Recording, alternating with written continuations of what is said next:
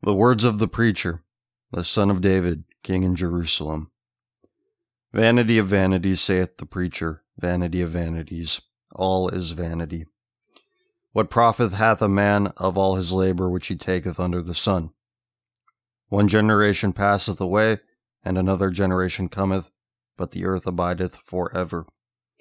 The sun also ariseth, and the sun goeth down, and hasteth to his place where he arose. The wind goeth toward the south, and turneth about unto the north. It whirleth about continually, and the wind returneth again according to his circuits. All the rivers run into the sea, yet the sea is not full. Unto the place from whence the rivers come, thither they return again. All things are full of labor. Man cannot utter it. The eye is not satisfied with seeing, nor the ear filled with hearing. The thing that hath been is that which shall be, and that which is done is that which shall be done, and there is no new thing under the sun.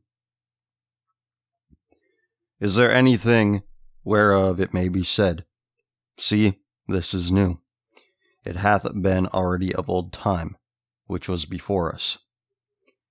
There is no remembrance of former things, neither shall there be any remembrance of things that are to come with those that shall come after. I, the preacher, was king over Israel and Jerusalem, and I gave my heart to seek and search out by wisdom. Concerning all things that are done under heaven, this sore travail hath God given to the sons of men to be exercised therewith. I have seen all the works that are done under the sun, and behold, all is vanity and vexation of spirit. That which is crooked cannot be made straight, and that which is wanting cannot be numbered. And have gotten more wisdom than all they that have been before me in Jerusalem. Yea, my heart had great experience of wisdom and knowledge. I perceived that this also is vexation of spirit. For in much wisdom is much grief, and he that increaseth knowledge increaseth sorrow. My dad sent me a text some number of months ago, just out of the blue. He sent me a screenshot from his phone. And he sent me a screenshot from a basketball website, basketball news website. And it wasn't a whole article. I think it was a link to a bigger article, but what it said was Andre Iguodala, he was playing for the Warriors then. He said that he was reading the book of Ecclesiastes, which I had just read the first chapter of for you. And he said that, that it's like a lot of it is about that first chapter right there. You could see it. It's about knowing more things makes life a lot harder. The preacher, son of David, king in Jerusalem. That is King Solomon we were talking about here. And he goes on. He talks about trying to fill his life with everything. He lists all manner of things in this chapter. And that's how he gains the knowledge. That's how he gains the wisdom. And what wisdom does he gain? That all is vanity. All is vexation of the spirit. As you grow in knowledge and wisdom, you grow in your sorrows. King Solomon made every sort of mistake. He filled his life with women, great orchards, laughter, wine, you name it. But the verse, I'm not going to read the whole thing, but the verse I want to zero in on here. Chapter 1, verse 17. And I gave my heart to know wisdom and to know madness and folly. I perceived that this is also vexation of spirit. This show, and all of the other shows, the time that I spent doing this on the internet, doesn't that fit that description? Now, obviously, this is in a different context because, well, we just use the abundance of information to really get an idea of how people are, how insane, crazy, destructive people really are. See, I didn't have to go engage in all of this stuff myself to know it. I wanted to know how bad it really was and to prove it to people. to get more people onto my side and see things how I see them. Or at the very least, find other people who have come to these conclusions that I have come to on their own. Not me or anybody else is as wise as King Solomon. But we can learn a similar lesson from what I've done here. With regard to the societal organism, the beast, if you want to call it, I've always had this tickle in my brain. I want to know how it works. I want to know the ins and outs and what's really going on with everything that I could possibly fathom, with everything that I could possibly wrap my head around. And what do I learn? Well, I learned the things that are so eloquently put in this book in fewer words than I would find necessary. But that's all you really need. Go to the days of Noah. You only need this. You only need this part right here. Genesis chapter 6, verse 5. And God saw that the wickedness of man was great in the earth, that every imagination of the thoughts of his heart was only evil continually. This is what was running through God's head when he saw the earth in the days of Noah and is like, whoa, I have to flood everybody. This was the precursor. Has that changed after the flood? No, it has not. These notions, I think, come equally from the high places and the low places, from the powerful and the powerless. They'll find each other in the end. Our cultural elites who all worship, well, I saw that the one of the tech company CEOs broke kayfabe about Mark Zuckerberg, saying that he's sacrificing goats with lasers and serving the meat raw. And don't get me wrong, that man is evil, Zuckerberg, but the quote-unquote richest men in the world like him, I think, are a front for the even richer ones.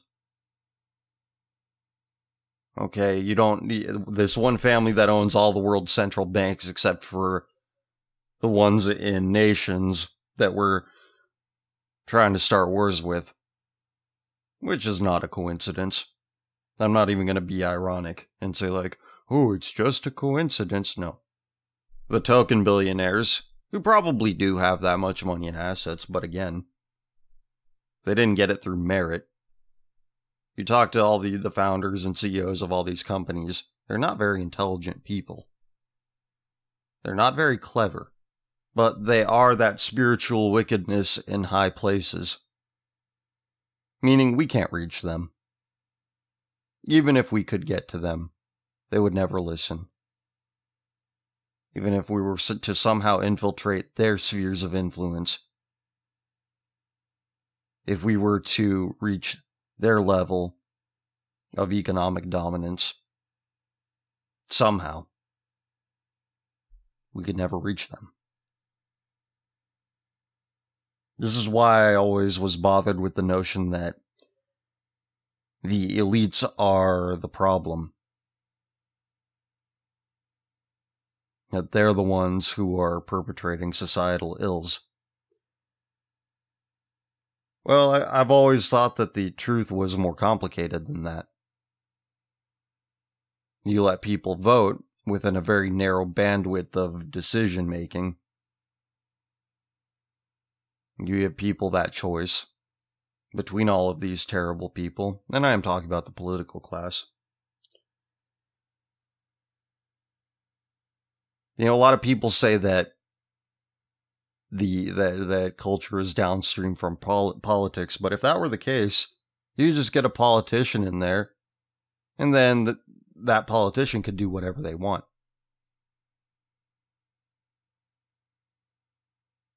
at least within the system of the United States of America. You vote for your representatives. So what do your representatives become? Not people who will do what actually needs to be done, fight the battles that need to be fought. No, your representatives are just going to be an amalgamation of what people and their myopic desires demand. People who are perpetually deceived,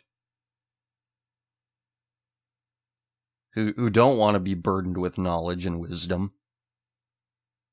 who don't want to understand how things work and how the chain of command flows. They don't want that. They just want to be a part of what their friends are a part of. What the TV told them is smart and sophisticated to be a part of. What it's cool to be a part of. So no, I don't believe that culture is downstream from politics. I think politics does influence the culture to an extent, but the culture gives it right back as well. Everybody cares about jobs without any regard for what the money is, how it gets its value, and who controls it. I have a quote here that's popularly attributed to one of the Rothschild people. It says, "Permit me to issue and control the money of a nation, and I care not who makes its laws." As an aside, when I looked up that quote, just to make sure that I wasn't imagining it, both on DuckDuckGo and Google, I did both. I looked for the quote on both. The first result, one of the first results, if not that, was always a Quora page that's asking, did a Rothschild really say this? Or who said this quote? Something along those lines. And the top response was, that doesn't sound like anything a Rothschild would say. How would you know that? Do you know them? Who knows who these people are? You just know their names, and we know that they own a hell of a lot of the world's central banks. But it was the Ron Paul candidacies in 2008, lead up into 2008. I think I came to know who he was in like 2006, 2007 at the latest, because he was an anti-war Republican, and I'd been reading about why 9/11 happened, what the U.S. government knew about it, why we went into Afghanistan of all places, why we went into Iraq and did what we did there from 2001 to, well, it's still going on. You know, I became very anti-war. Very anti-war. And I still am to this day, because scriptures say all wars come from lust. Now, before I knew that the scripture said that, I read up on it. There's a really good article on What Really Happened, which is one of the whatreallyhappened.com, one of the first websites I came across and got introduced to a bunch of different information from there. But they had an article on there called "All Wars Are Bankers' Wars." As we all know, bankers only lust after money. That is all they are capable of. Well, that's not true. They do it for power as well. Control, subjugation. Because after a certain threshold of money, you're like, why do I need more money? So your mind starts wandering to control, power, subjugation. And then that's what they go after, enabled by their riches. But the rah-rah militaristic fervor was at its peak in the early 2000s. It's getting there again because, well, Iran doesn't have a central bank that we can own. Therefore, oh, look at all this stuff that they're not actually doing. We're just gonna blame them for it, like always. And the Republicans, every Republican was gung-ho about all the brown people. We gotta kill them. We gotta kill all the brown people, because within every brown person's a terrorist. That's what was promoted. It's not an exaggeration, except for ones in a certain country, but we don't talk about them. Just silence about that one. So, I found out about Ron Paul in the lead up to the 2008 election. I was in high school at this point, pretty early on. And I was like, wow, an anti-war Republican, how about that? This guy must mean business if he's going against his party's orthodoxy here. And so I followed him for many, many years. Up until his retirement. That was my guy, my dude. But I realized that all you have to do is ignore somebody. All the TV people have to do is ignore somebody, and they're never going to get anywhere. Which is how you really know that, if you want to know that, these powers that be, if you want to know who they don't really want in charge, look at who they ignore. I heard all of the, all of the typical Fox News people talk about who's going to defeat Obama in 2012. They give attention to everybody except him. And at that point, I realized that this is a fool's game. Politics is only worth exploring as a measure of how people really are. What they really want out of the system. The handful of political issues that really matter are far beyond the reach of the average voter. Intellectually. And the control of money, who's printing it, who's in charge of distributing it. Like that quote says. Let me read it for you again. Permit me to issue it and control the money of a nation, and I care not who makes its laws. Are they wrong? No, they're not. Now this is like bragging. This is boastful. These are boastful words. But they are true. Most billion-dollar movies, like the vast majority of them have come within the last 9 years. Crazy, huh? And this isn't because they've perfected pandering to consumer tastes. Even though that's a part of it. It's more perfect now than it was, but it's a product of fractional reserve banking policies. Moneyed interests become more moneyed, and so everything collects at the top. I just read a claim that a study made that over the last 30 years, the bottom 50%, the economy that normal people like you and me have access to, has lost $900 billion. Whereas the upper echelons of earners, trillions. Even if issues of monetary policy were played well for an electorate, if anybody was serious about changing the way things are oriented in that regard, they would either be assassinated or they'll just be silenced. Assassinations are reserved for people usually who get a little too far up the chain of command without the gatekeepers noticing. You realize how clueless people are. And I would feel great anger towards people. The name of this program, this project, came out of anger for ordinary people. But that turns to pity. Because they don't know any better.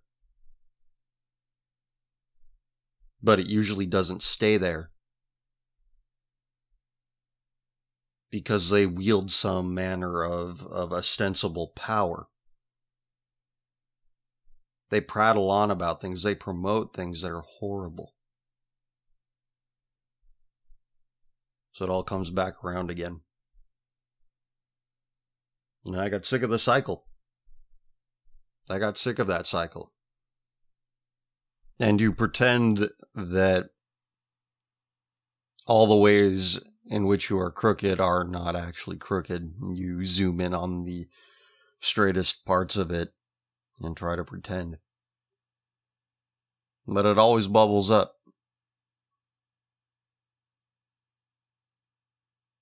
It always does. Going back to Ecclesiastes, chapter 9, verse 5.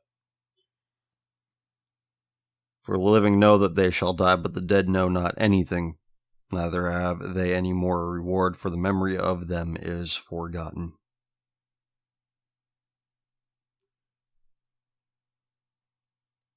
So once you know things, you cannot unknow them. You can forget details, sure. Circumstance, context, sure. But you can't unlearn things that you already know. No crooked thing can be made straight. I know that people will never care, never put their foot down about what is actually happening. I know that people will always choose vice over virtue. They will always be wrong. Always. The people are always wrong. The majority, if they are not wrong yet, they soon will be. They always are. They always ask themselves the wrong questions, concern themselves with the wrong issues. And that's why I gave up on it. That's why I became interested in politics only as a reflection of how society is. Because I find that, just listening to things and people out there and the radio and just things that I like to listen to. I used to love listening to the radio. Love listening to people and their ideas and their perspectives. I love that stuff. But I realize that very few people are good at assembling the big picture.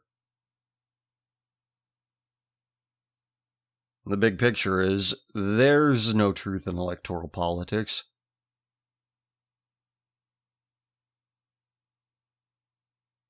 And I realize this from seeing how elections are manipulated and how easy the masses are to manipulate. Beyond the local level, it's meaningless. It's kabuki. It's a show. It's a performance. So I became interested in cultural issues. Going back to the sports thing, the text message that inspired me to start off this program with a reading of Ecclesiastes, the first chapter of it.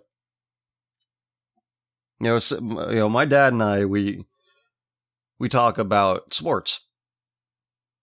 And I was listening to Norm Macdonald recently, who I really, really admire. I know it's weird to say that about a comedian, but I really think he's the only one who's a real person. But he said, I was listening to him, I think he was on Tom Green's show. And he was saying, with politics and religion, you can't go back to just being at peace with people after talking about it. But with sports, you can have a pretty lively argument and everything's all right because ultimately it's not very important. So I have that with my dad, and I'm thankful for that. I do not like sports as much as I used to. I used to love sports. And I still get some enjoyment out of it, but you stop being a child at a certain point where you cease being enamored with things like you used to. You do not derive the same satisfaction out of it. But that text to me was that text sent to me by my dad. Sent to me toward the beginning of the year. And I'm just like, neither of us are fans of the Warriors. And, I don't follow it too closely, not as closely as I did the sporting world, but thought there was a strange measure of significance in that. Especially in context of this, especially in context of me stepping away from doing this. Because I realized that it wasn't doing anything. You realize that you are powerless to stop the onslaught of censorship, the ever encroaching specter of corporate America over our collective necks. See, they got our money, they got our labor, they monopolized that.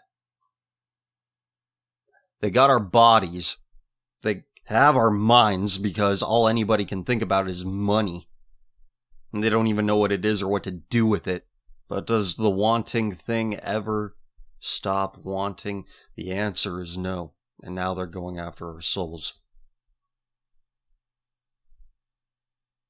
You see, they want us silenced.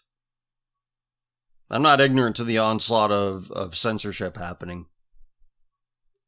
But here's the thing. I'm going to stand up for my beliefs whether I'm behind this microphone or not.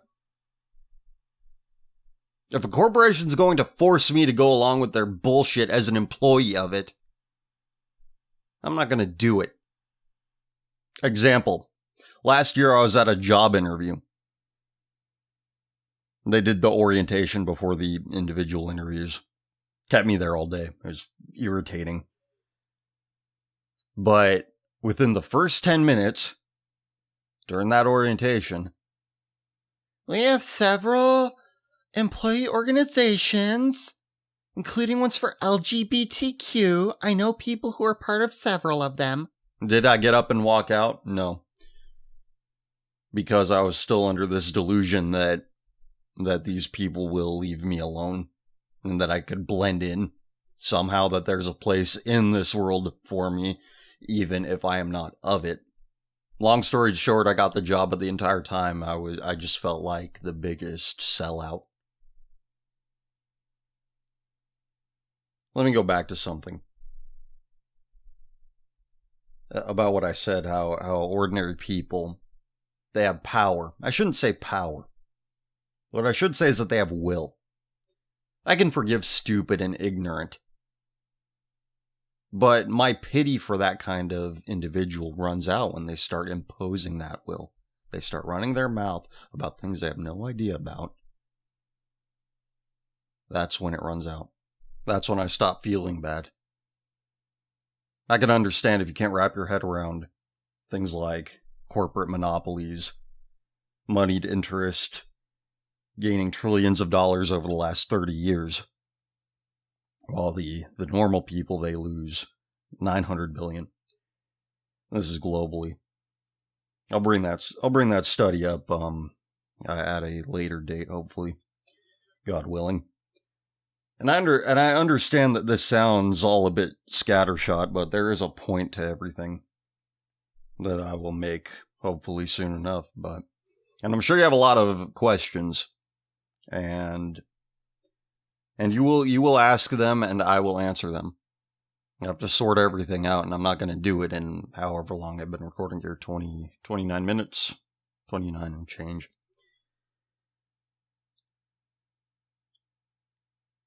But I have to go back to this. The issue of corporate hegemony and its ever-encroaching influence on more and more facets of our being.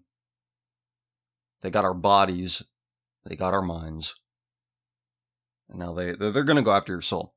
They're going to make you pledge fealty to whatever it is. I don't think we're to the point as a culture, as a world, that we are going to fulfill Revelation prophecy quite yet. But there are precursors to it.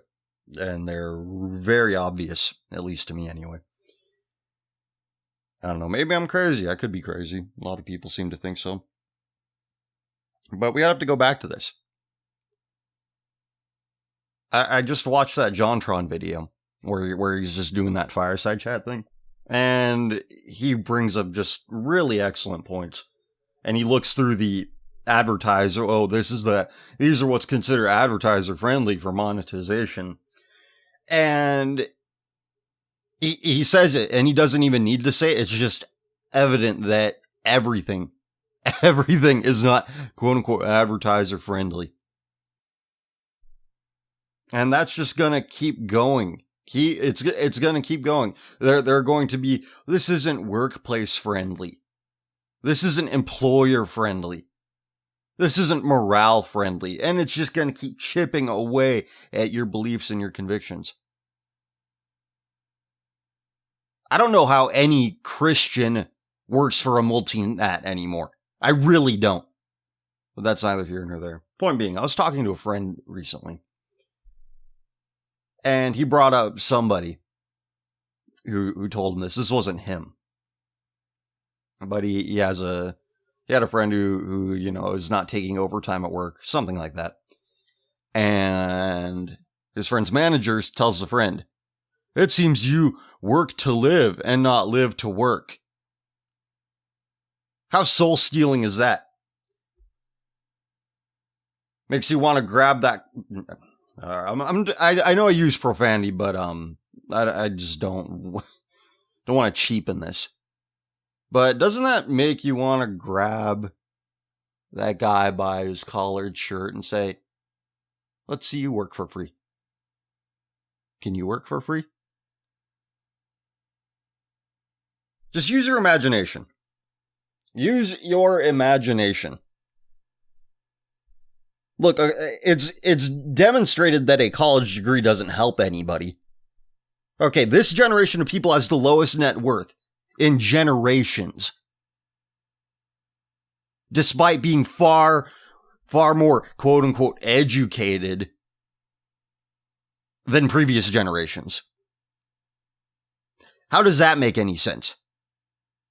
So education isn't a path to a greater economic prosperity anymore. No. What it is a path to greater social status. You can pull out your big flopping degree there and show it off to everybody.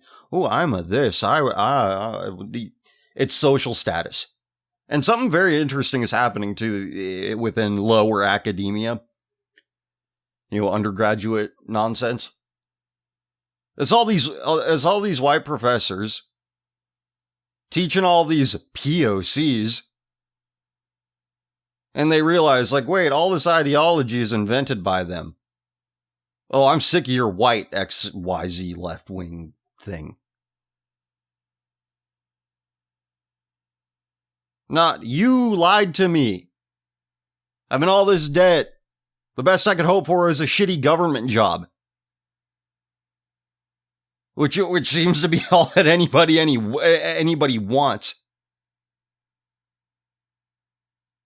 It's like someone brought this up to me. What is happening to the socioeconomic circumstances is just like the premise to Red Letter Media's Half in the Bag. Now they've dropped it in recent times, but the premise of that show is two criminals, two schemers, posing as VCR repairmen, steal money from an old man who doesn't know any better. Not actually building anything of worth, but just scavenging the remains of a rotting corpse. That describes the United States of America. And those guys don't really know it, but that's what they've touched upon. And that's, you see it everywhere. And what are the younger people doing now? They're like, well, you ain't getting my money, but we understand that you need to tell your parents that you work at XYZ so that they could be like, ooh, I'm so proud of. So that's all anybody cares about. They don't want. I'll bring up something to you later. How about that? Among many other things, because I was about to go off on another branch here related to that. Well, the point being, younger people get into where the baby boomers are. And again, I do mean the literal baby boomer generation. They get to where the boomers are. And they're like, well, there's no money left for you. So what are your beliefs? Are you a veteran? Did you fight for our country? We support our veterans.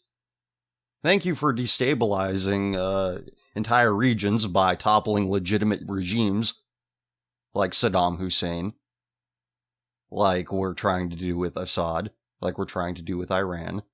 Please, keep destabilizing these regions. It's really working. It's really helping us ordinary Americans. Okay, that's one example. The second one is Chase Bank. Chase Bank was asking, are you a friggin' abominable deviant ally? Are you an ally of that community? They're asking this in job interviews, if I'm remembering correctly. Or applicants, I don't know.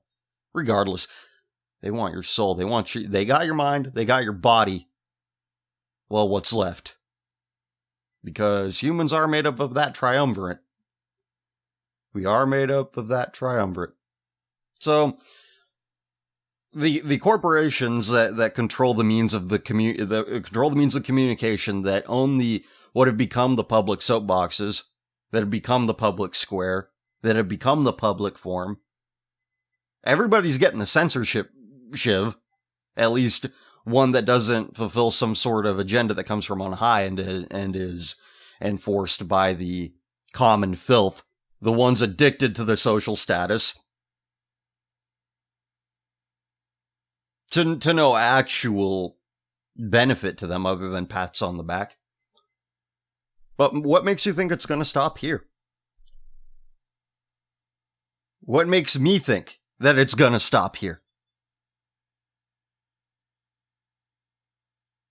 It's not enough that you're a private subject with your own views on things and you'd like to keep them private. No. More and more employers are going to want to know. Anybody that you're begging corporate serfdom from, they're going to want to know. And unfortunately, most of you, not you the listener, but most of the people will acquiesce. Just like I did in that moment of time a year ago. But I'm done holding on to the delusion that I can slip by under the radar. That as long as I don't bring it up, it won't be brought up to me. Well, guess what? I don't have that luxury. I'm either going to get silenced here or silenced out there.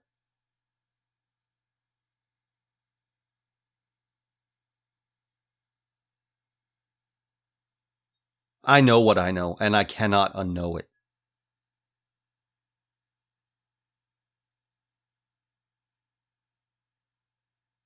I know madness. I know folly. Some of them are my own. But if I don't look at the world's folly and say, dang, I'm pretty well off. My knowledge of folly and madness comes from that itch in my brain that needs to know things. That desire to compete and to show people where they're wrong and why.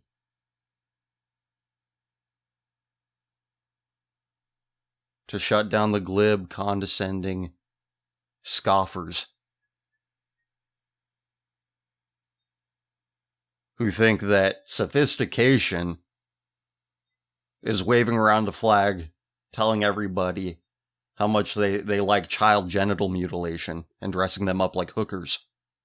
But I've studied the reprobate mind. I know how it works. I know what it does. And for me to not say anything about it, that's sloth. I have developed all manner of talent. I've taken an interest in many subjects. Ones that have nothing to do with what I'm doing here. and what I've done here and my body of work that I've developed here. But none of that was important. None of that was successful because it wasn't for anything.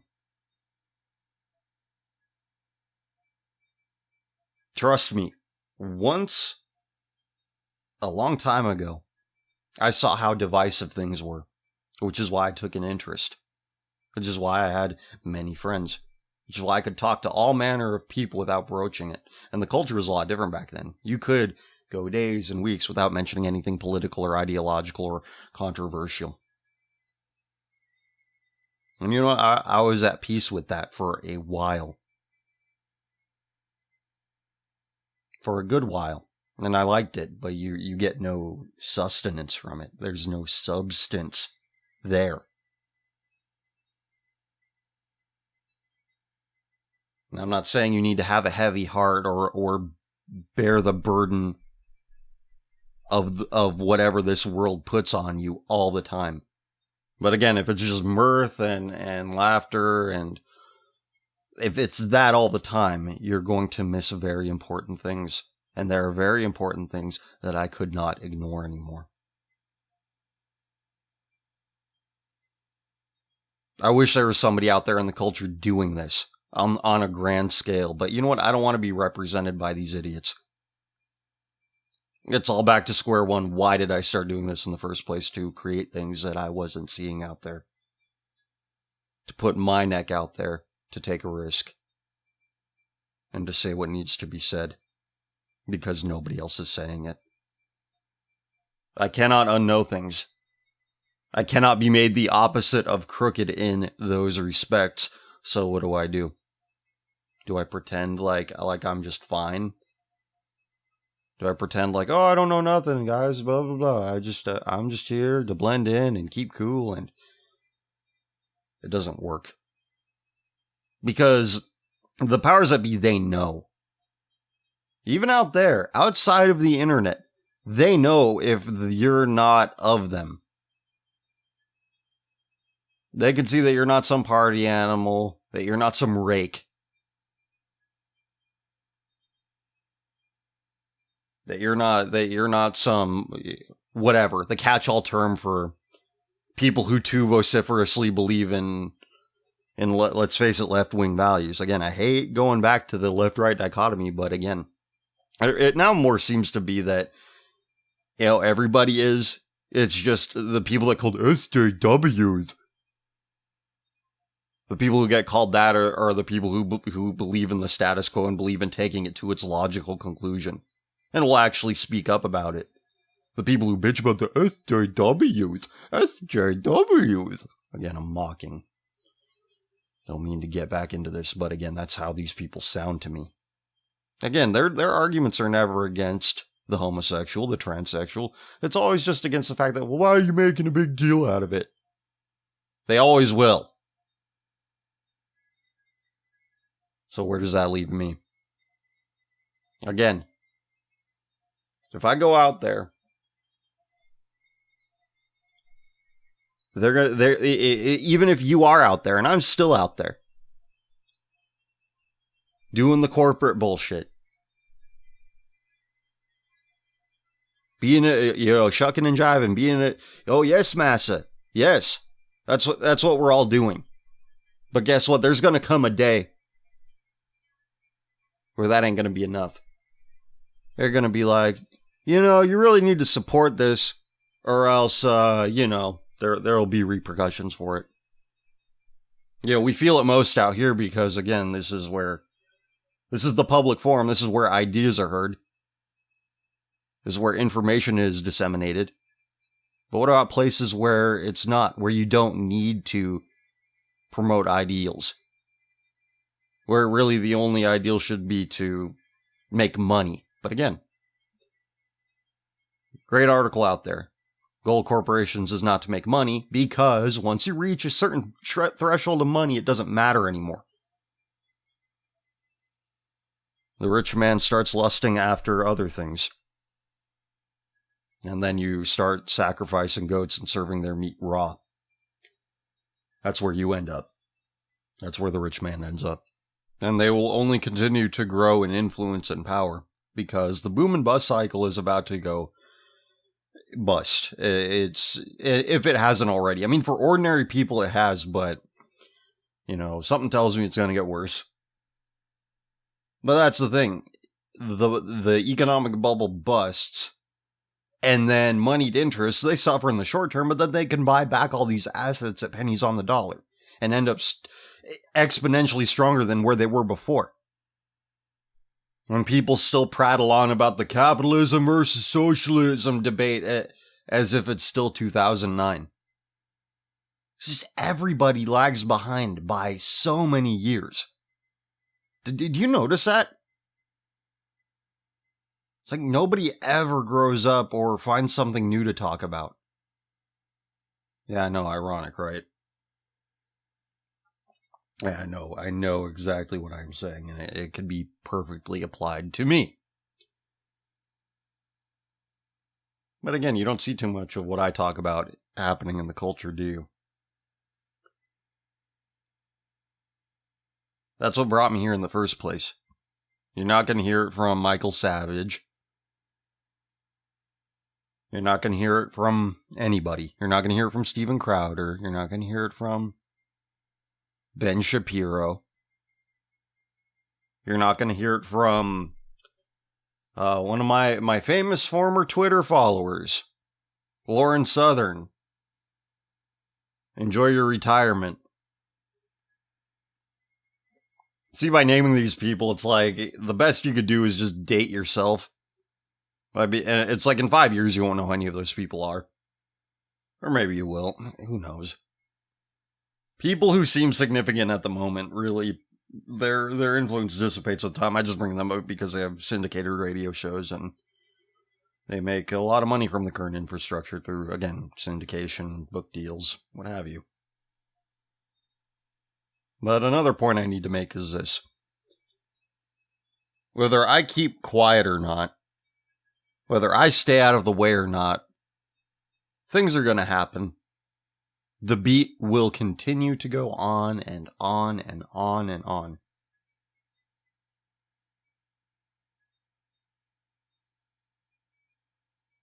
Whatever's going to happen, whatever has happened, I'm not going to change it. Whatever is going to happen, I'm not going to affect the trajectory enough.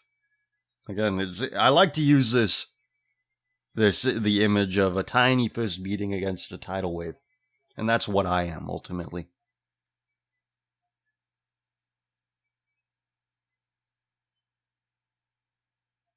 But it's going to come and hit me. Whether I'm screaming at it or not.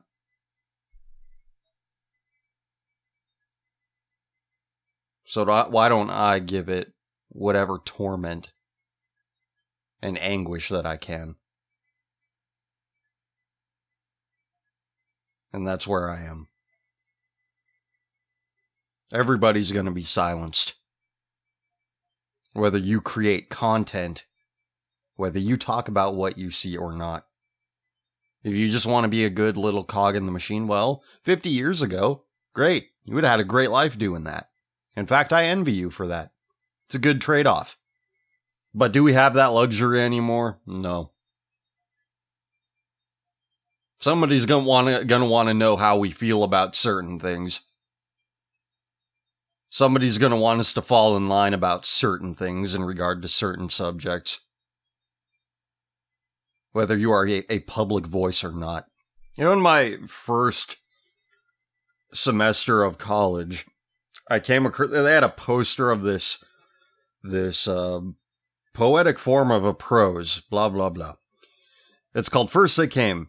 It is the poetic form of a prose post-war confession first made in German in 1946 by the German Lutheran pastor Martin Niemöller. It is about the cowardice of the German intellectuals and certain clergy, including by his own repeated admissions, Niemöller himself following the Nazis' rise to power and subsequent incremental purging of their chosen targets group after group. Many variations and adaptations in the spirit of the original have been published in the English language. Deals with themes of persecution, guilt, repentance, and responsibility. There is a poster containing a version of this poem. I think it might have been the exact one. I can't really remember too clearly, but I always hated this. I always thought this was the stupidest thing ever, partly because of the hypocrisy of the people who were saying it, because it's like, oh, you're going to speak up for, whoever they were bitching about back then. I'll read it, in case you don't know. They came first for the communists, and I didn't speak up because I wasn't a communist. Then they came for the Jews, and I didn't speak up because I wasn't a Jew. Then they came for the trade unionists, and I didn't speak up because I wasn't a trade unionist. Then they came for the Catholics, and I didn't speak up because I was a Protestant. Then they came for me, and by that time no one was left to speak up. And I always hated that, but removing it from the context of the people that really glommed onto it. But as the beat goes on, I understand what this individual meant.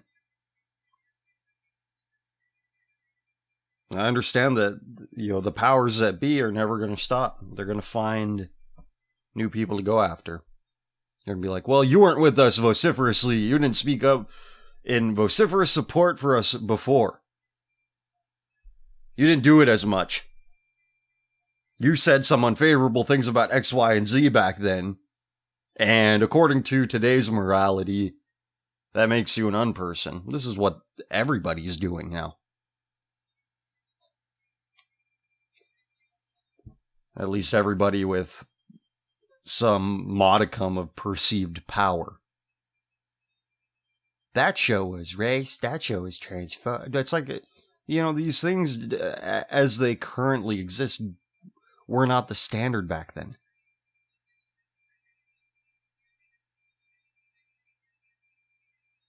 But you get the point. You're seeing this applied now. The evil forces of this world are going to demand more of you every time, because it's never enough. To the lusting heart, it's never enough. Never.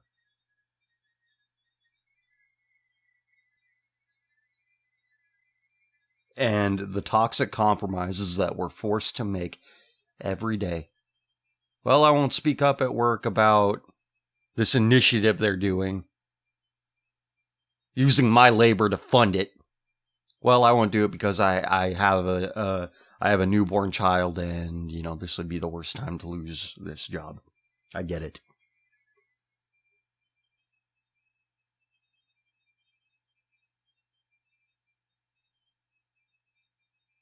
It's far from me to be against reproduction, but you kind of understood who did They Live? John Carpenter? Where it's like he puts on the glasses and it says, marry and reproduce. Well, those are good things. But you see how the powers that be use that human inclination to your own detriment and to their benefit. Well, you don't want to let your family down, do you? That's just one example. There's so many toxic compromises that we make every day. Every single day that we don't even notice. I'm not exempt from this. You are not either. But I may have told this story before. Where, this is like one of the few things that a professor ever told me that stuck with me. A man needs his Alamo. A man needs that line that says, you are not going to cross this line, or cataclysmic things will happen.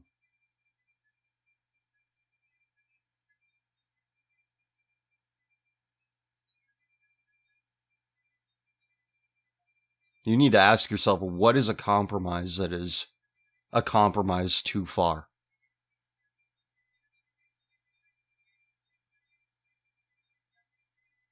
What's your Alamo? What's mine? I don't know. I'm mind, body, and spirit, and my flesh and my spirit are always at war.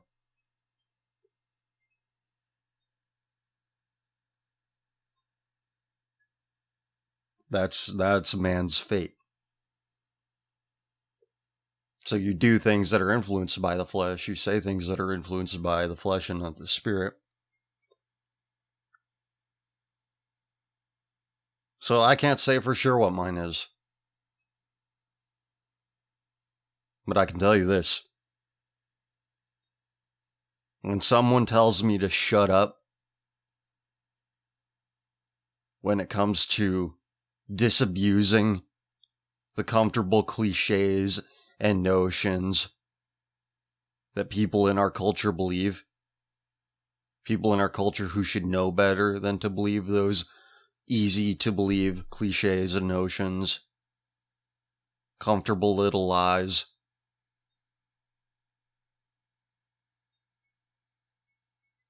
Well, that puts my instincts into motion. Well, that's something worth thinking about for yourselves. You guys remember Maddox? Best page in the universe guy? Close your eyes and pretend like you're in 2004 again. Well, he used to make some pretty good videos before living in LA for however long he's lived in has, it completely rotted his brain. He's a complete moron now. But I was watching some of his old videos, just because I got reminded of his existence. And one of them was about the most subscribed to channels at the time on YouTube, and he released his video in 2010. And at the time, it was like the Ray William Johnsons of the world and Fred, who were here yesterday and then gone yesterday, many yesterdays ago. But he brought up a great point. He said, do you want these people to be your representatives? Because companies are looking at these people and are like, well, this is what people want. This is where advertisers are going to spend their money. Now advertisers want to influence the content, which probably was always the case if you look at a case like Morton Downey Jr. at his talk show, but that's a digression. Point being, I watched that video and I'm like, wow, this is what I said to myself. Do I really want those people to be my representatives? Am I going to keep relying on people to say the things I want them to say? To make the observations I want them to make? I gotta do it myself. If you want a cliche, here's a cliche. Be the change you want to see in the world. Well, I have a hard time arguing against that. If you have the means and the talent to do it, well, you should do it. But that talent isn't God. That talent shouldn't take precedent over the most important thing. Because anything else is vanity.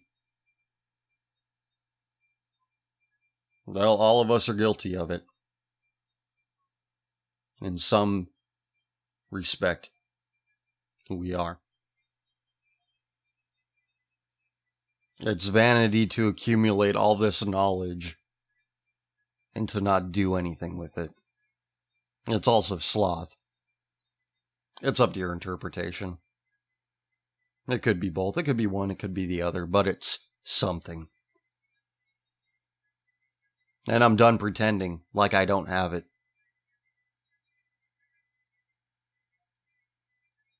You're not going to get rewarded for holding back.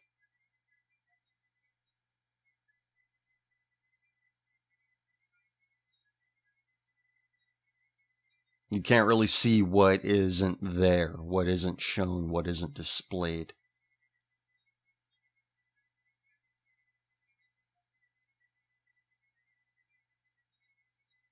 Nobody ever thanks anybody for not shattering their stupid beliefs about things. For bursting their ego bubble. Whatever they've made their ego out to be. Nobody ever thanks, hey, thanks for protecting my stupid beliefs there. No, nobody ever thanks you for that.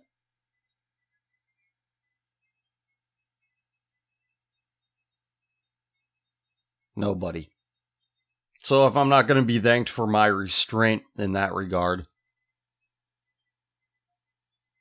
Well, you ain't gonna thank me for doing the opposite.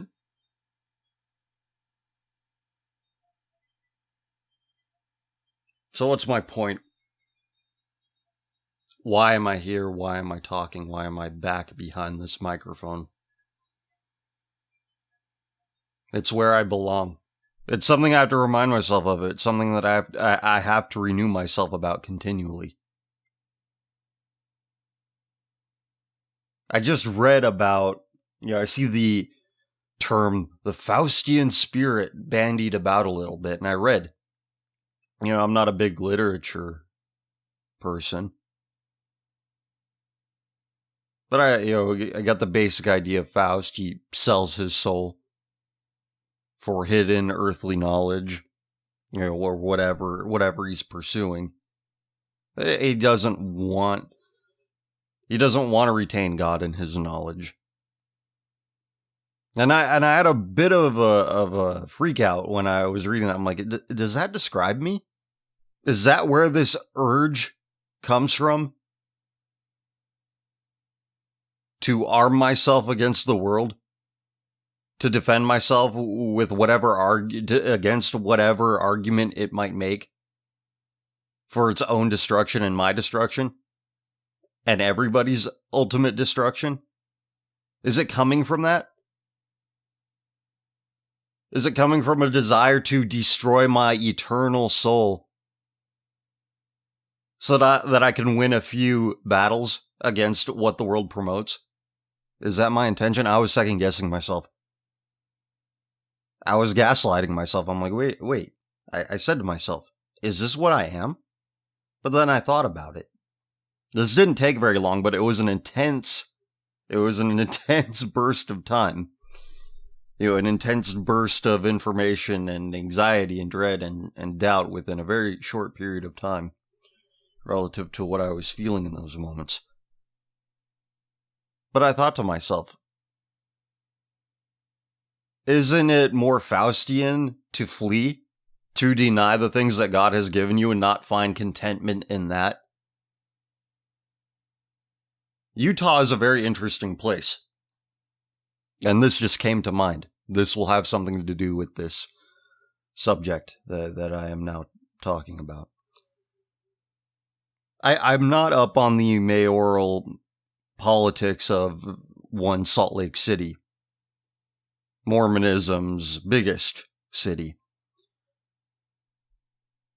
Mormonistan, that's what we'll call Utah, because it is a very strange place within the United States. This is the only state where you actually have a religious majority.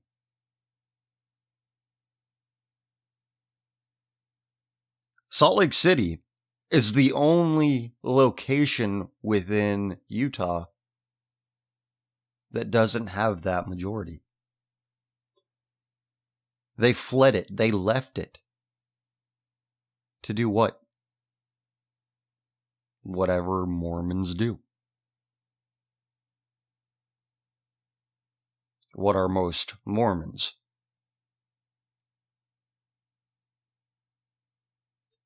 Salt Lake City, last I checked, this is where the mayoral office comes in. Lesbian mayor. They didn't stay and fight. They capitulated. They capitulated to the devil. To the Masonic weirdness that some would say their religion was founded upon.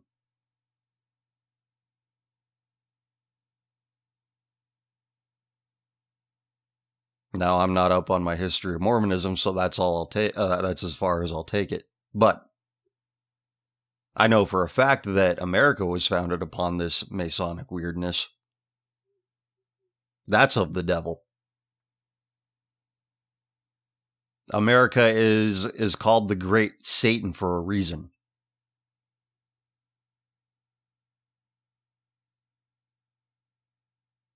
So America has that in common with Faust. I'll do this to sell my soul. I'll do this, and he wants to sell his soul to the devil for knowledge that ultimately isn't his. So why bother? Instead of finding what he has an inclination for, whatever his predilections may be given to him by God, he doesn't find contentment in it. He denies it. He says it's not enough. Even though what he wants, he is ill-equipped for. Multiple times over. So I thought to myself, is that me? And I came to this conclusion. Yes, but not in this context. I have to keep that Faustian spirit at bay when I'm trying to do things that I don't fit, that I am not inclined to be, the things which I pursue, independent of God's input.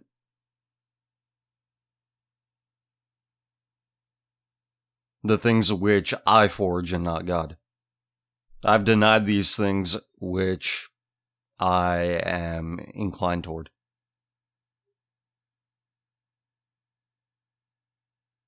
That's my mistake. And that is the mistake of the world's most successful colonizers, explorers, anybody who does not grow where they are planted. And I know that sounds a little bit contradictory where I'm saying, well, what's the point of selling your soul if it's not yours, if it belongs to God anyway? Well, you know what? You're right about that. But it's better to take that which is good than that which is evil. To accept credit from that which is good rather than that which is evil. So reading about the Faustian spirit and how certain people have a predilection towards it, that freaked me out a little bit. But I realized that not talking about what bothers me, not speaking out against what needs to be spoken against while there is breath in my lungs, to run away from that, to try to develop other things that I am not suited for. You know, an early theme of this show, of my thoughts, recording them, documenting them. Can you rise beyond the means which contain you? Yes, but you're going to have to incur an eternal cost to do that. With Utah and its largest city, that's just another form of white flight, and how often do you see that? Instead of sticking out and fighting the good fight, they engage in flight. To bail at the earliest signs of turbulence within your own sphere of influence.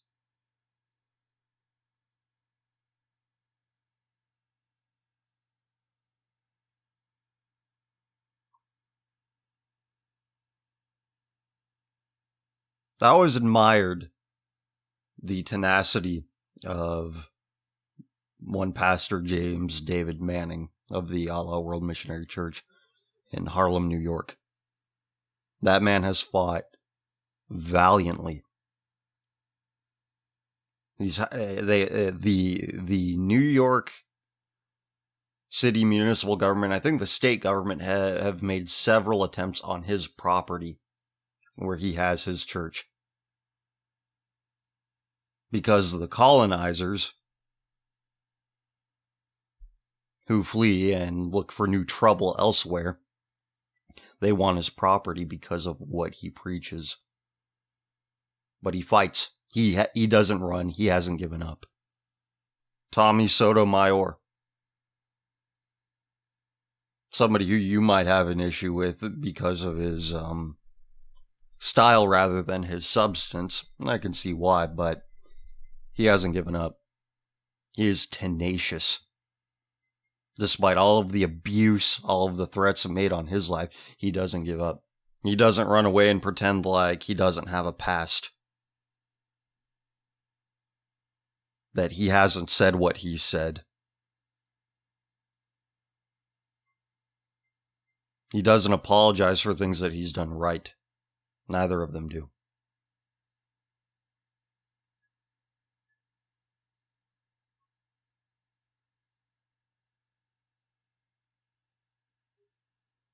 There are people out there, like the gentleman I've just mentioned, who have faced far greater threats than what you or I have faced. And they still do it.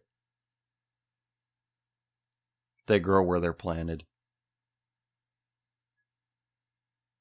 They don't pretend. I'm going to read something again from that same book. So the more I think about it, the more it seems like the book of Ecclesiastes is the antidote to Faust. Go to chapter 11. Read from the top. Cast thy bread upon the waters, for thou shalt find it after many days. Give a portion to 7 and also to 8, for thou knowest not what evil shall be upon the earth. If the clouds be full of rain, they empty themselves upon the earth, and if the tree fall toward the south or toward the north, in the place where the tree falleth, there it shall be. He that observeth the wind shall not sow, and he that regardeth the clouds shall not reap.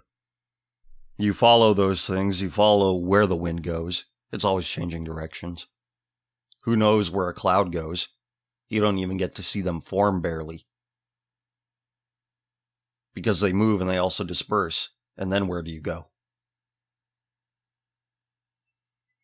That wasn't the whole chapter, but just within the last few days, all of these pieces in context of this book have fallen into place right before my eyes. From high-minded to low-minded, from high culture to low culture, relatively speaking. A couple years ago, I saw a movie called The Founder, which is about Ray Kroc, the founder of the McDonald's Corporation. He was not actually the founder of it. He founded it in its current manifestation as this weird multi-level marketing thing that dupes people into investing all this money into becoming a franchisee without actually owning anything. They have to do what corporate says. It's ridiculous. I don't understand how that business model works. I don't understand how it's at all beneficial to anybody other than, again, the corporation. But it was based off of a book about Ray Kroc, from what I understand, and I'm just going to go off the book. I don't know to what extent that Ray Kroc was actually like this, but basically the what sets the plot in motion of the movie is he's this traveling salesman. He's just a grifter. He's trying to sell milkshakes to people, and he actually has a customer where it's like they're demanding all of these machines to keep up with milkshake demand. He's like, wow, who are these people? Because he hadn't been that successful at it. So he takes a trip. He finds this place called McDonald's. And these two guys, they have this McDonald's thing. And and the owners of it, they're showing Ray Kroc all of these different things that they're doing, all these processes to really maximize the efficiency and the quality of their product.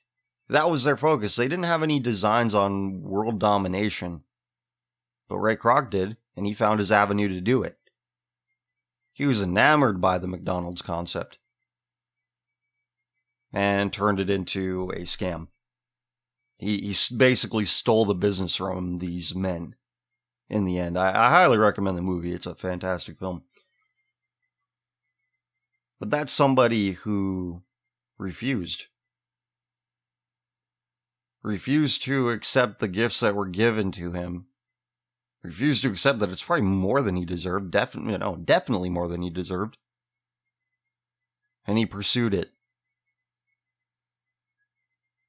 Stabbing all sorts of people in the back on the way. He incurred a great personal cost to his very soul. Not just that, he damaged relationships irreparably. That's what he did. All because he had an evil eye. All because he has that conqueror's spirit. That colonizing spirit. The men he stole from, the men he exploited. Again, they didn't have any designs on world domination. They were perfectly content to grow within the framework that was provided to them. to work within to utilize the gift that they were given to its fullest. They were not interested in the zero-sum game that we've turned our socioeconomic circumstances into. They knew that the wind, even if it didn't always blow their way, it would come back around.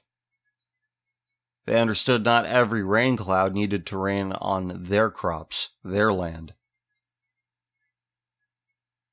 They knew that one day, whatever God wills the amount of rain that they get, and they're happy with it. They rejoice in it, they're content with it. But the Ray Krocs of the world, they don't want rain from heaven. they want to manufacture pennies from it. The reason I bring that up because in the movie he says, "Oh, that's my favorite song, Pennies from Heaven." I'm trying not to be too profane, but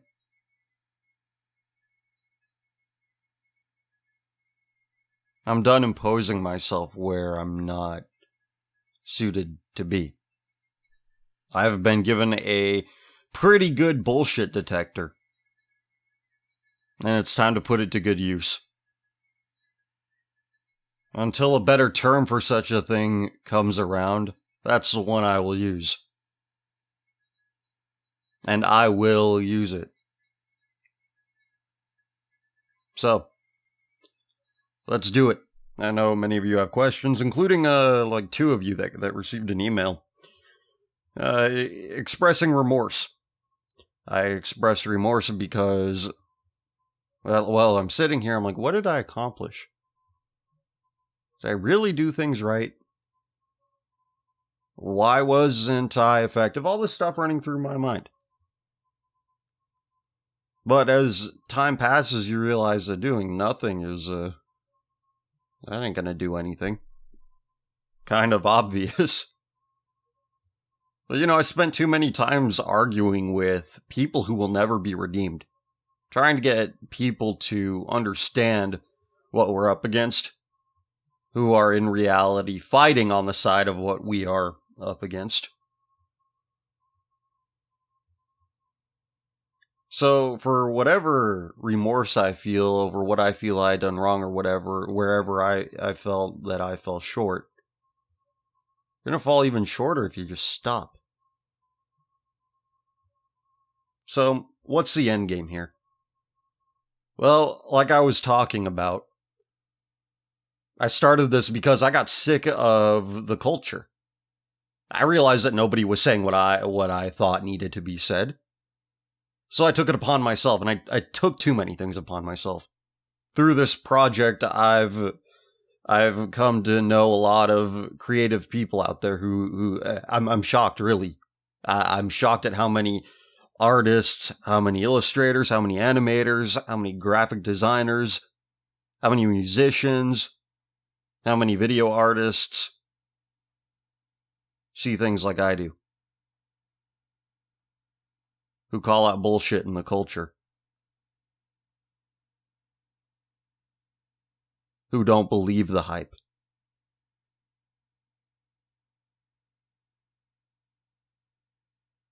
And to be scattered to the wind, like we have been.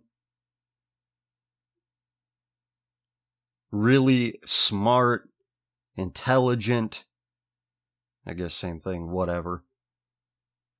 Just intelligent, creative people out there, scattered to the wind. Who have a lot to say. Things to say that you're never going to hear from Netflix, you're never going to hear it from the major networks, you're never going to hear it on YouTube.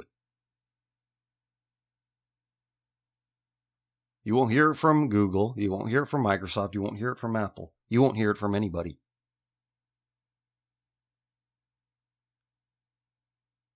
There needs to be an antidote to the corporate interests that plague society. And that is you. It's not going to be easy. It's not going to be fun at times. I'm done trying to blend in.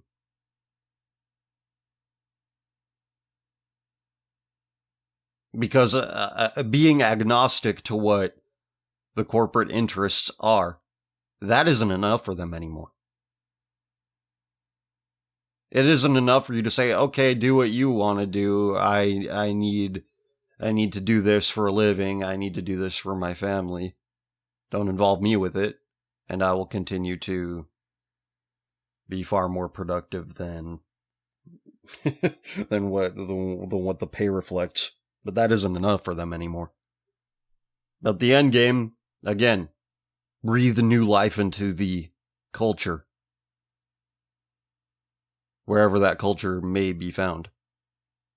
A secondary goal, lessen our dependence on these corporate platforms. I might not even get the chance to do that, but it's something we all need to think about. Google can blacklist you from their search engine. I know many websites that I've frequented that have been. But you know what they can't do? You know what they can't blacklist? You know what they can't remove from their indexes? They can't remove you from the physical space. Whatever that's worth to you, let it be. And I will not leave you without some weapons-grade philosophical insight that you've come accustomed to. I have to talk about this. This is just... I know it's a little bit of old news, but it's an observation. I'm going to go back to what I was talking about earlier, how I became very interested in anti-war voices and following that and finding reasons why that being anti-war is a good thing. So there's the website, anti-war, antiwar.com.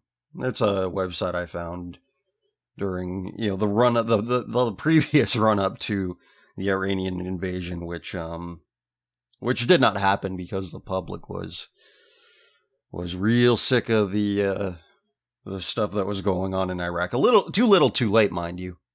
They were deceived, like they always get deceived, and we know what happened from there. Eternal occupation. We're still in Iraq, we're still in Afghanistan. For what? But I came across a website called antiwar.com, and I went on there not too long ago saying that their founder had pretty advanced lung cancer. He has since died. His name is Justin Raimondo, born Dennis Raimondo. He died at 67 years old. And I didn't know this about him. But he has a curse, or had a curse rather. I'm just going to skip to this here. Raimondo believed that the government should refrain from adopting laws that would prohibit discrimination against homosexuals. Quote, I think gays should have the right to discriminate against straight people if they want, unquote, he said in 2003. He also opposed the legal recognition of same-sex marriage and instead favored marriage privatization, both mocking the idea that gays should adopt a heterosexual model of sexual and emotional relationships and commenting that, as a libertarian, he opposed, quote, state incursion into such private matters, unquote. Raimondo debated the issue of same-sex marriage with journalist Jonathan Roch, who supported it.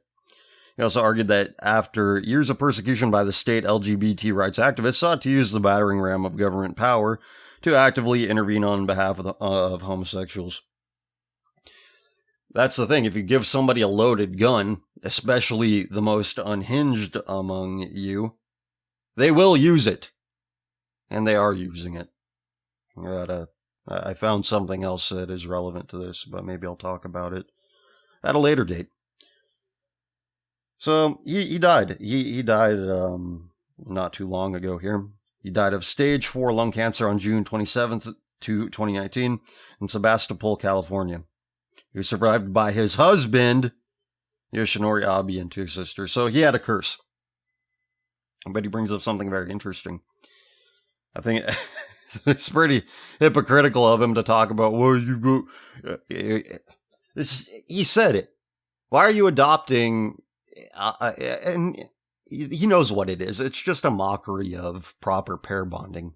the whole marriage thing as it relates to his type. But he brings up a fair point. Why are they doing it? He knows that some of them are going to actually take it seriously, but we all know that it's just to put the screws to the people that they owe their very existence to.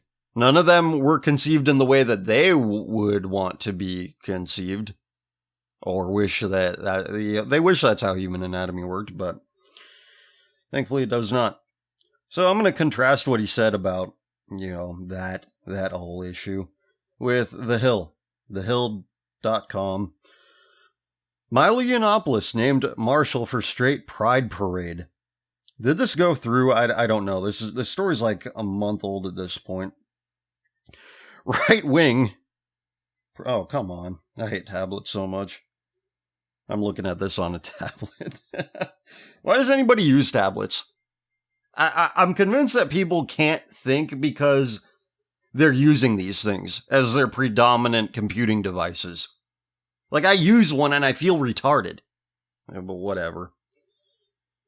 Right-wing provocateur. How about that? Milo Yiannopoulos has been named the Grand Marshal for Boston Straight Pride Parade. Organizers announced Friday the former Breitbart editor as the parade's Grand Marshal after they originally used actor Brad Pitt's name and likeness for the event. The head of Super Happy Fun America, a group that advocates on behalf of the straight community, told the Boston Herald that Pitt was not super happy about the group using his name and likeness without his consent. Blah, blah, blah. The organization later named Yiannopoulos, who is openly gay, as its Grand Marshal for the event. He says, I might technically be a sequined and perfectly coiffed friend of Dorothy's, but I've spent my entire career advocating for the rights of America's most brutally repressed identity, straight people. See, it's all just an irony show with these people. So I know a thing or two about discrimination, Yiannopoulos said in a statement released by the group. This parade is a gift to anyone, male or female, black or white, gay, and transgender allies, too, who will stand with us and celebrate the wonder and the majesty of God's own heterosexuality. Men, bring your most toxic selves. Women, prepare to burn your briefcases, because it's great to be straight and we're not apologizing for it anymore. We're here, not queer. Who are you saying we? Boston's Straight Pride event purportedly aims to celebrate heterosexuality in a city that's said to have one of the largest LGBTQ communities in the nation. I will refrain from making any comments about race at this time. What are they doing? God's cursed have to advertise themselves. Because what they desire is not apparent. That is why they pollute public spaces, like restrooms, at transportation hubs, public parks. That is why they do it, because that's the only way they can do it. Or they get access to children who know no better and will be indoctrinated into a life that is no life. So here we are. Men and women don't know what to do with each other anymore, so they have to have their own parade. Oh, you're saying, oh, it's just a reaction. No, it's not. Why else would they choose this creature as their marshal, as the face of their thing? Unbelievable. Nah, it's not really unbelievable. So contrast that with what Mr. Raimondo said. With what he later capitulated on, as we see. Your husband.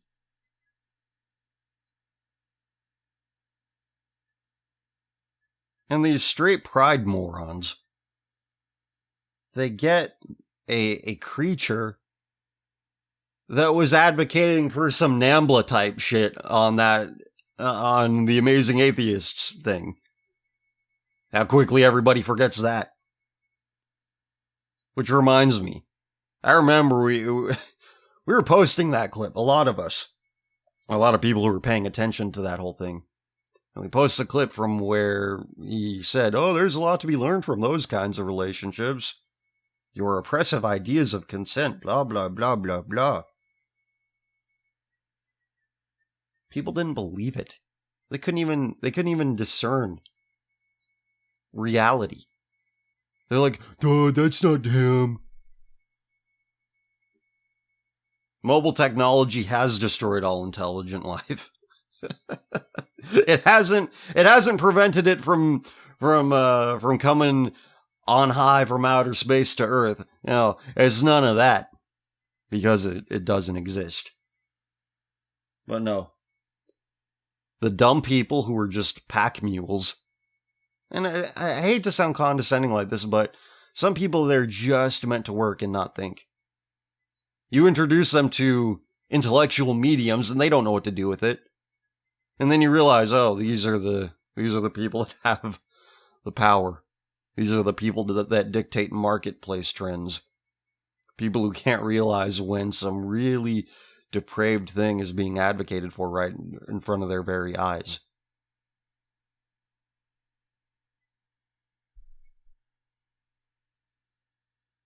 Again, they have will, and that's where my pity ends. I see simple people, and I envy them. I'm like, I wish I could... maybe I was like that before. But I can't be simple again, where just the world is as it seems, and I don't... I don't have much time for opinions. I don't care about the cultural battles that we face. I'm not even really aware of them. Maybe I was that once upon a time, and I see people like that. And I really wish I had that, but you can't go back. I can never be simple again. I cannot unknow what I know. But know this. I've grown, ain't I? The skinny nigga with the fro to the slightly bigger nigga who's a killer with the flow. Went from YouTube beats and SoundCloud, nigga. The only difference now is that I found Twitter. Fuck it, it's struggle rap, man. They never see the trouble that I'm going through. The way I sing, they think I live in bubble wrap. Fuck all that, even though I'm on some poppin' shit. With my niggas as my witness, I'm a nigga who can spit. Don't believe me? Overlooking my potential, I'm that poet to a phone, that poet was to a pencil. My mental is similar to that of a lion, and I'm